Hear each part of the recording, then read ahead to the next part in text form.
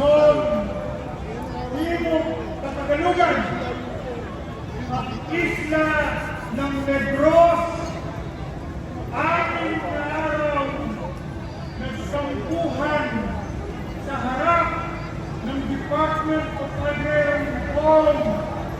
Kaya po, protesta sa iba't ibang ahensya upang ipanawagan lupa para sa mga magsasaka, hindi sa Panginoong may lupa. Lupa para sa mga nagbubungkal, hindi sa mga dayuhan. Hiling ko po, bigyan natin ang lumilikha ng pagkain ng isang masigabong palakpakan.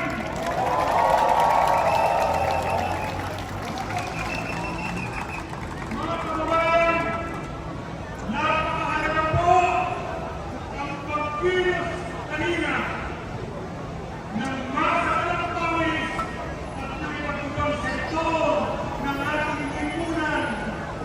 Naalala ko ang ipinalabas natin sa Partner Invitation.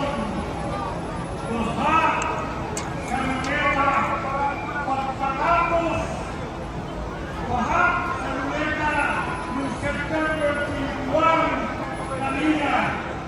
Baha sa Liwasan Bonifacio at ngayon may tayo sa pintuan sa harapan ng dudukan ng hari ng korupsyon, si Bongbong Marcos doon sa Malacanang.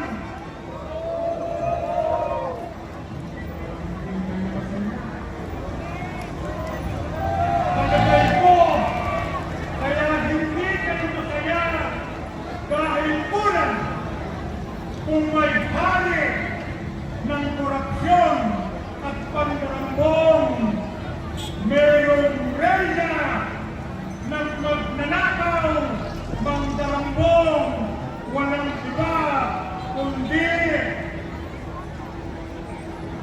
Sara Rodrigo Sara Duterte. Mga kasama ng kababayan, lalo pa sa nakatira sa uban, sa araw nito, 53 taon ng PE27 ni Marcos Sr. 37 years ng crack. Marcos Sr. noon, Marcos Jr. ngayon. Ang problema sa kawalan ng lupa, nagpatuloy at tumindig ng grabbing pagpapatalsik sa mga magsasaka, agri-worker, peasant women, patuloy na mga at mga isda sa pook pangisdaan. Hindi lang po yan. Sa ilalim ni Marcos, bigalig ang masang nakapawis dahil hindi lang bagyo, hindi lang kurakot at matinding isang bumabagabag sa amin ay ang magaganap ng militarisasyon sa kanayunan sa pamumuno ng LTF-ELTA. Alam niyo po, kasama ako sa ISM, International Military Commission sa Mindoro, 30 hektarya, 8 henerasyon ang mga katutubong mangyagpiraya. 2024 ng Mayo, pinakasik ang pagkain ang mga kabayan dito. Pero ang sabi ng punyetang army, LTF-ELTA, nandito kami para manggulo mga terorista. Mga kababayan, ang mga magsasaka sa Hacienda hanggang ngayon, walang lupa, Hacienda Visita at sa buong bansa. Kaya po, bilang panghuli, binabati ko ang kapwa magsasaka. Magputugig mula sa mga nakaraang panahon, tuloy ang kanilang laban hanggang ngayon nandun sila, hindi sa heart, hindi sa batas, kundi iba't ibang forma ng paglaban.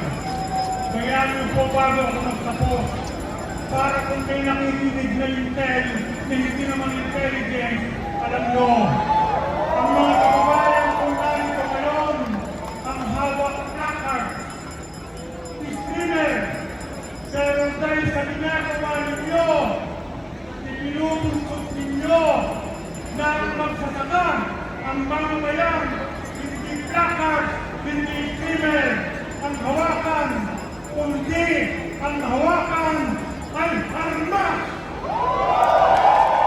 Kaya ngayon, hindi pilit, hindi palay, ang hawak inagaling. Ang hawak ko ay ito kapag kailangan ng taong bayan bilang panghuli.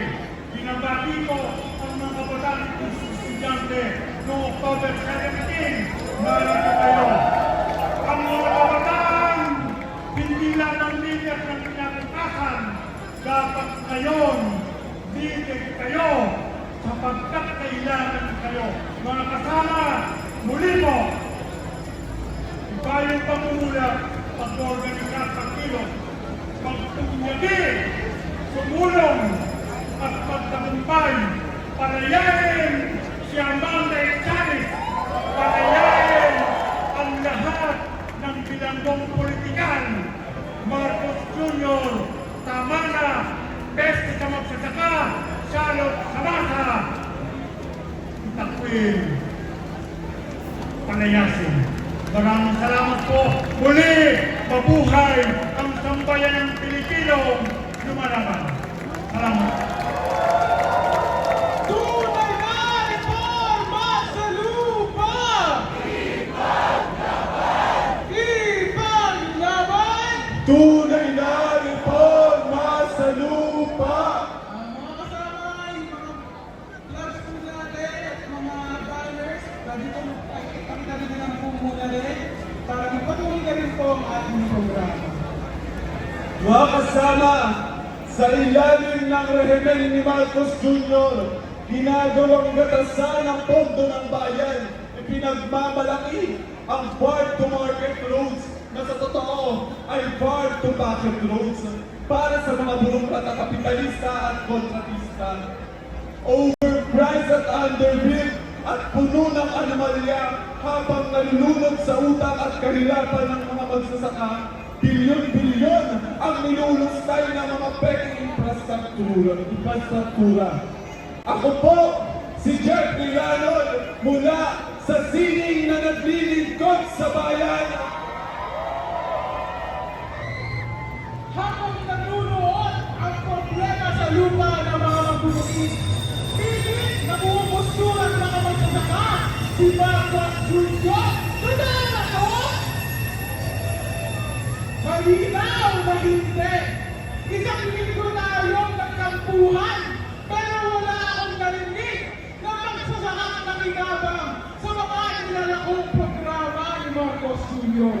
Kaya kung hindi pa rin yan tumatagos sa sentido buhay ni Marcos Jr., narito, maririnig niya mismo ang testimonya ng mga magsasaka mula sa Bulacan, Negros at Central Luzon. Ako po pala si Manny Miguel mula sa National Network of Agrarian River